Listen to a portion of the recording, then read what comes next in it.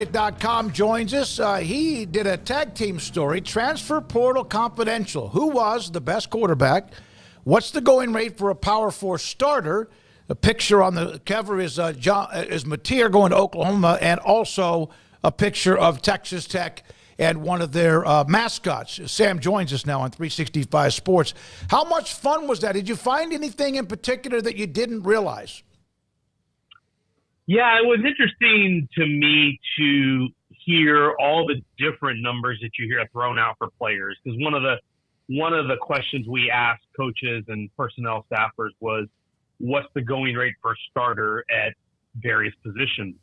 And it was a really wide range. The one consensus that we got is for a Power 4 starting quarterback, $1 million is about the floor if you want a good quarterback, and then it can go upward from there.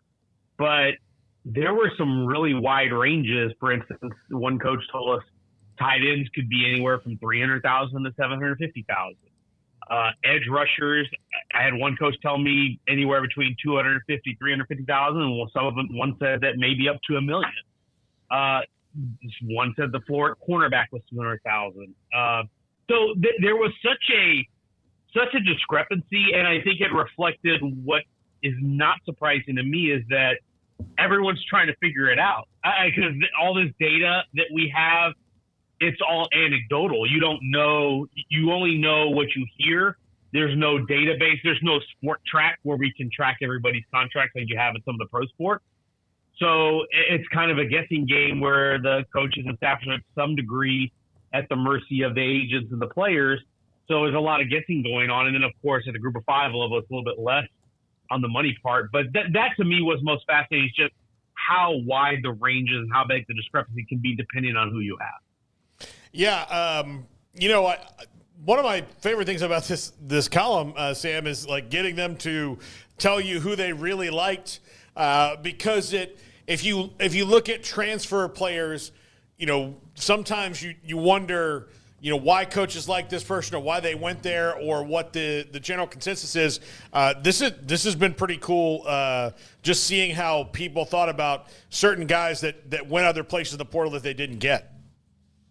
Yeah, no doubt. That's the thing, because everybody's going to like their transfers, right? Mm-hmm. You think when you on signing day in high school, you think you signed 25 really good players, and when you get 10, 15 transfers out of the portal, you're going to think you hit on all of them until you actually have to snap the ball on Saturday in the fall.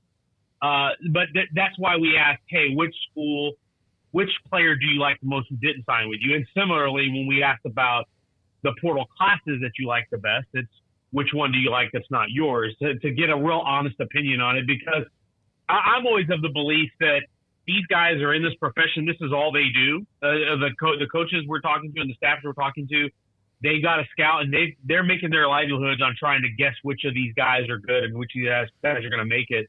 I had one coach tell me, for instance, that a class that he liked was Miami of Ohio because it was a Power 4 coach, and they liked a lot of the guys they took, but they just weren't good enough for that Power 4 program.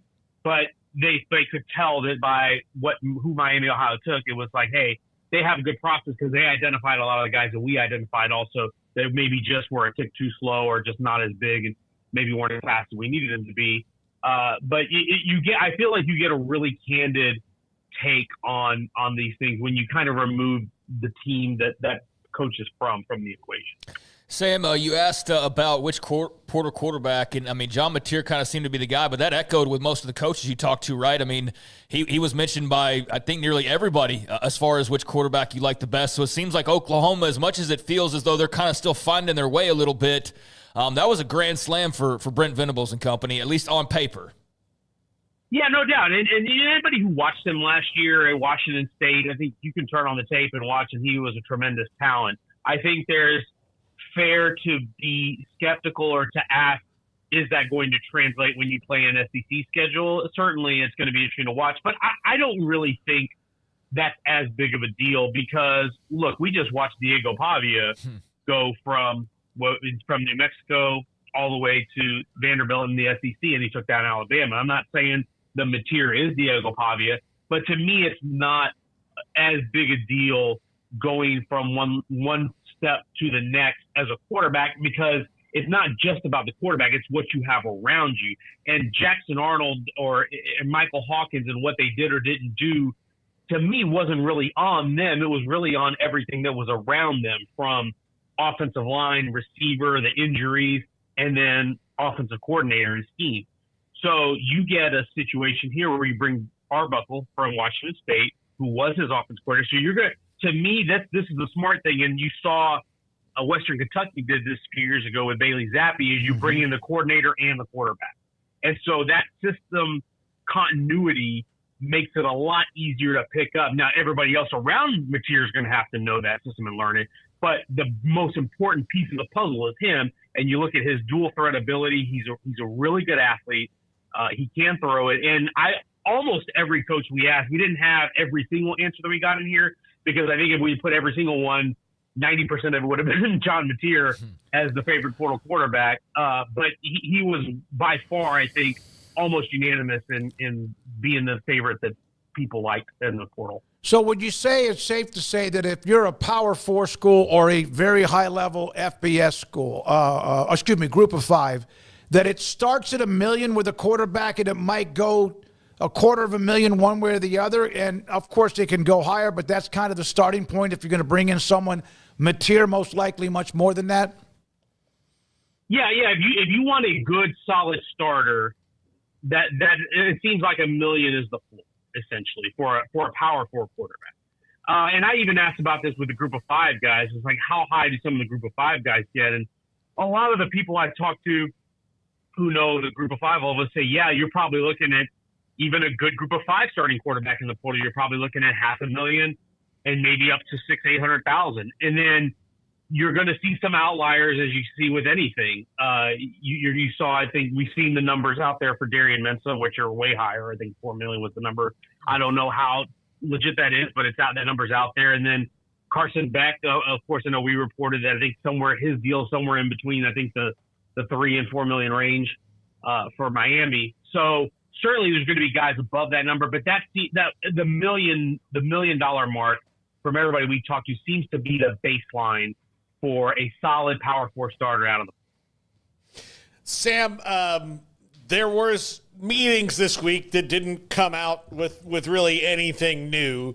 Do you think that the role of the SEC and Big Ten in getting what they want has been at least slowed a little bit through these meetings? I've got some huge news. We have officially found the unlock to optimizing performance for young athletes. Now, for the past 15 years, I've been training quarterbacks, tons of camps, tons of college and NFL players. But for the last 3 years, my team and I have been on a mission to solve the questions that I was getting about what should young athletes, in particular athletes with developing bodies, what should they be consuming? I came to the conclusion that I think nutrition is actually the #1 opportunity as an athlete that you have to make an impact on all the work that you're putting in. Speaking directly to the parents, this is probably the #1 opportunity you have to make a huge impact on all the work and effort and resources that you've been putting in to give your young athlete an opportunity to chase their dreams. We've created Thread Performance to solve that problem. We're launching this summer with a suite of products that are absolutely going to change the game for your development. This is just the beginning of our mission to revolutionize sports nutrition specifically for young athletes. Give @Thread Performance a follow. The link in the bio, there's an opportunity to sign up for the waiting list and be the first to grab yours.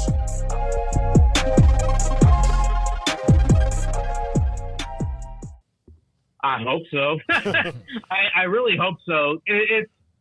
Look, the longer we can push this off and the more time that passes without it happening, you feel like you have a chance of staving it off for a little bit. And I do think the reaction to it, the reaction we saw to it, I don't want to say it was universal, but I felt like it was fairly close. I felt like it was a really resounding negative reaction to the plan to give the 4 auto bid. So I'm hoping that gives them pause on doing it.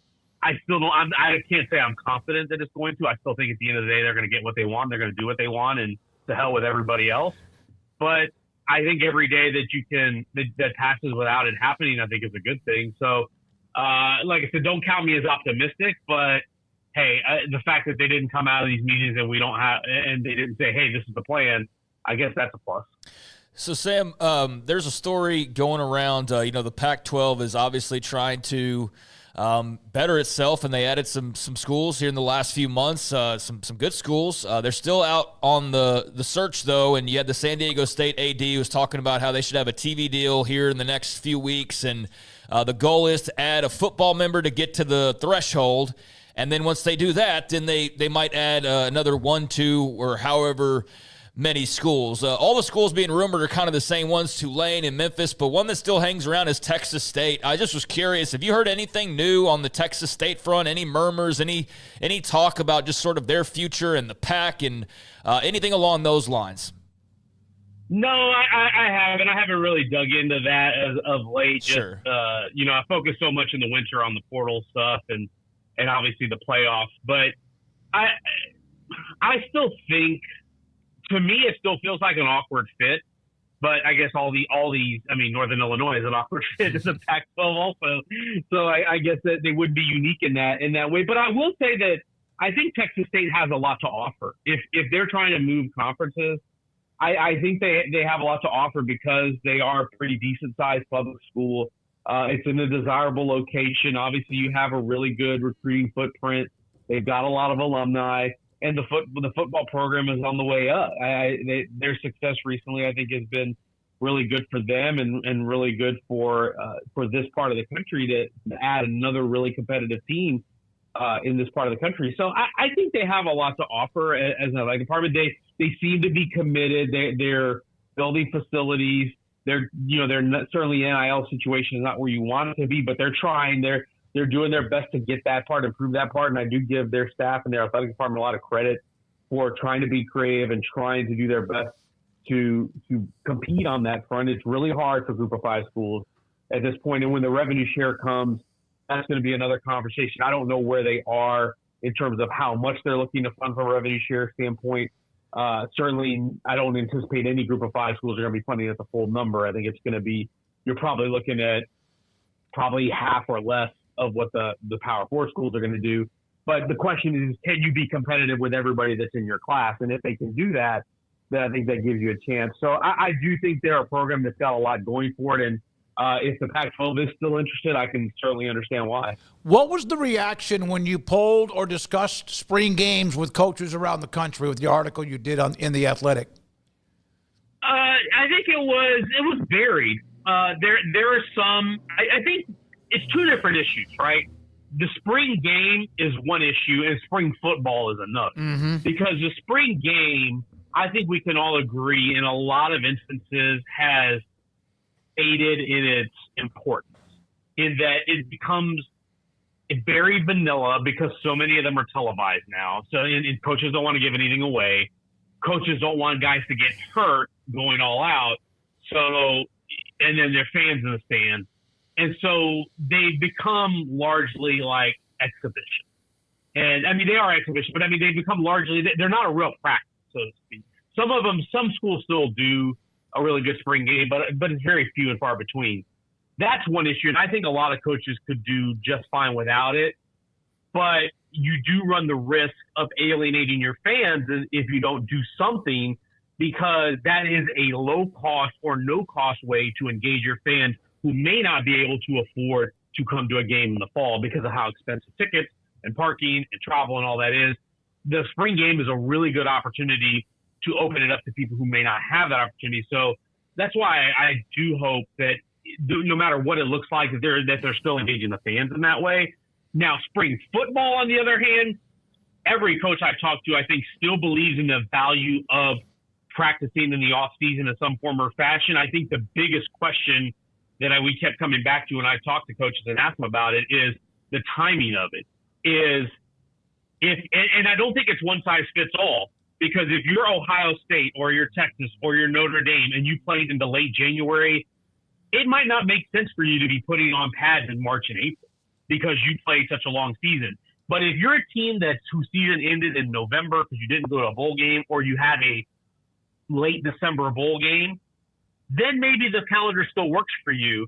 And all that to say that none of that matters until we get to figure out where the portal window is going to end up being. Is it still going to be 2 portal windows or not? Because if you're going through 15 spring practices and 15% of your team changes because that many of them get in the portal after spring football because of where they are on the depth chart, I don't think it makes a lot of sense to do it that way. So in my opinion, and this is where I landed with a couple of coaches who I think agreed with it, is if we're going to keep spring football as a thing, then either we should give coaches some flexibility to move it in the calendar, maybe do some in the spring and some in the summer, or if we're going to do it in the spring, then we need to move to one portal window in the winter only rather than having one after spring football. I think the more practice time you can have with your entire team rather than only a portion of your team is, I think, the sticky part of the issue here. I know Rule said the thing about tampering.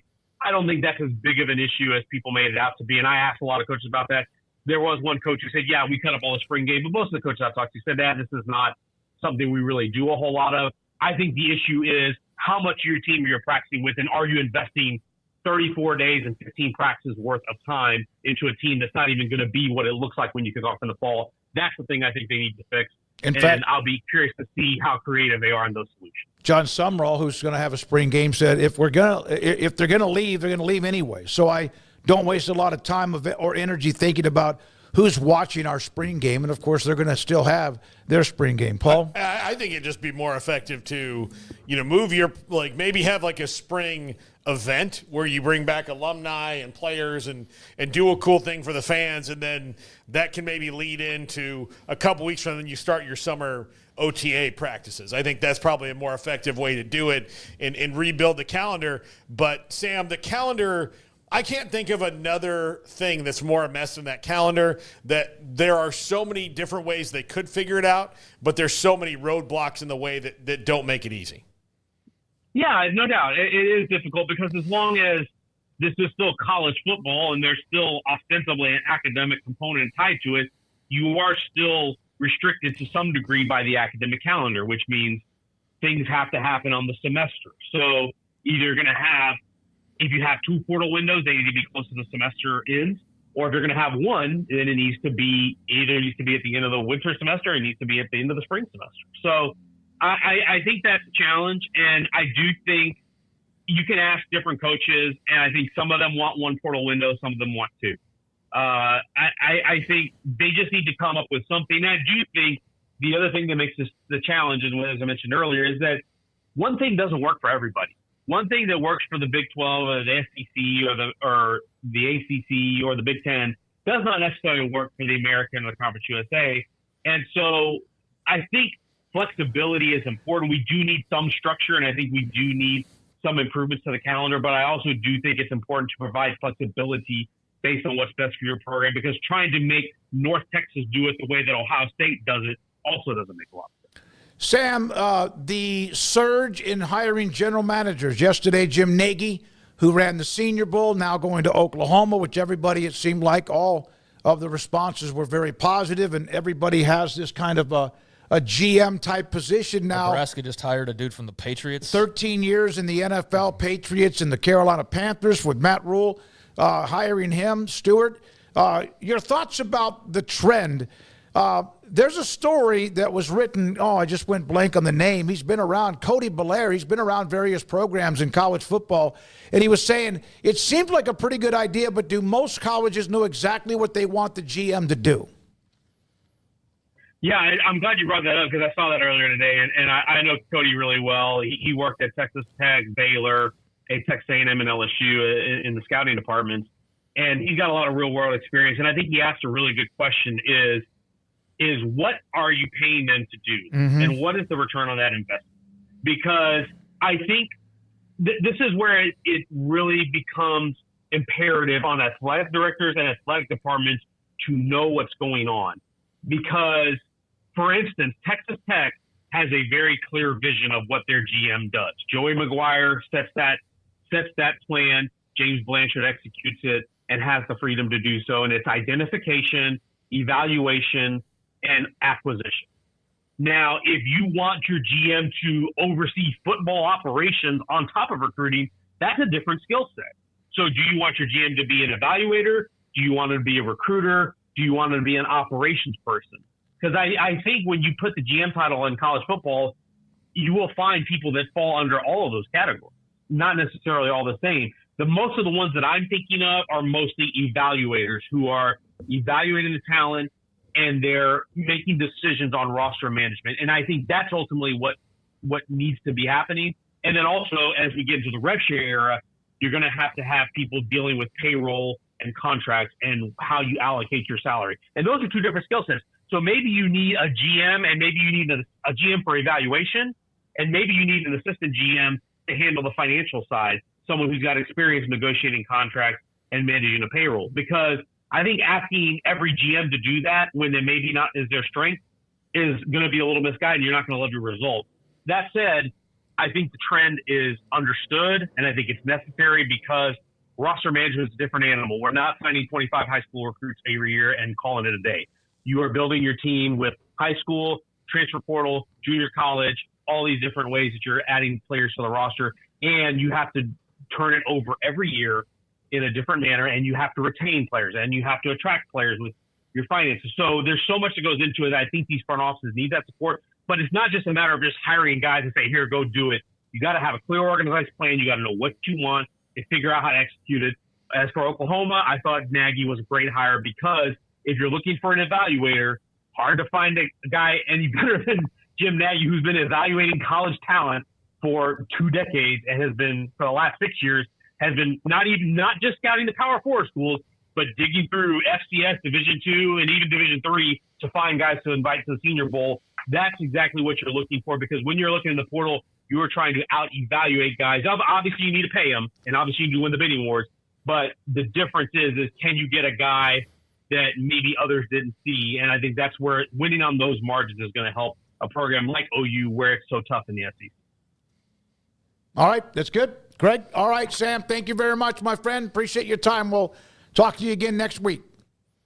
Thanks so much. Y'all take care. Sam Kahn, he's been involved with writing a lot of those stories.